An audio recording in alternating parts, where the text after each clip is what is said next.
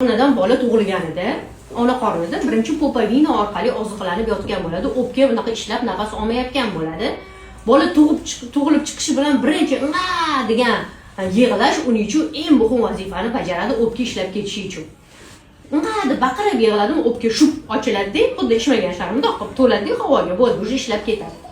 Agar bola o'qiga o'ralgan bo'lsa yoki tug'ilish jarayonida dimi qilib qolgan bo'lsa, ya'ni dimi qilib qolganmi, yo'q, yaxshi tug'ilgan dedi. Siz qiynalmagandirsiz, bu qiynalgan dedi.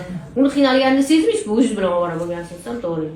Mana endi bundan tug'ilib chiqayotganda baribir oradamda anaqa kuch ketib qoladi, keyin to'xtab, "Azgina kuchingizni yig'ib oling" deyshadi. O'shanda bola endi qilmoqchi bo'lgan bo'ladi, puli yo'q bo'ladi. Bo'ldi, nima qilish ketdi?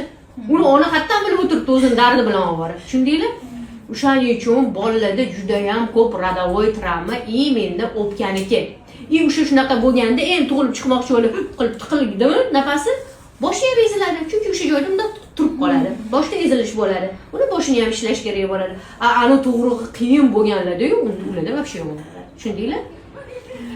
O'sha o'qiga o'ralgan ham, o'sha dimi qilib qolganlarda ham keyin aytishadi, "Men kesirva bo'lganman" deydi. Kesirvada ham mana bundoqqina kesadi. Bundoq katta ochib qo'yib, bolani bundoq qilib olib bermaydi hech qachon. Bundoq kesgan joyidan 7 qavatdan qo'lini tiqib, sekin mamlaq qilib olayotganda o'zi shundoq ham bo'yin torsiyaga uchraydi, ya'ni cho'zilishga.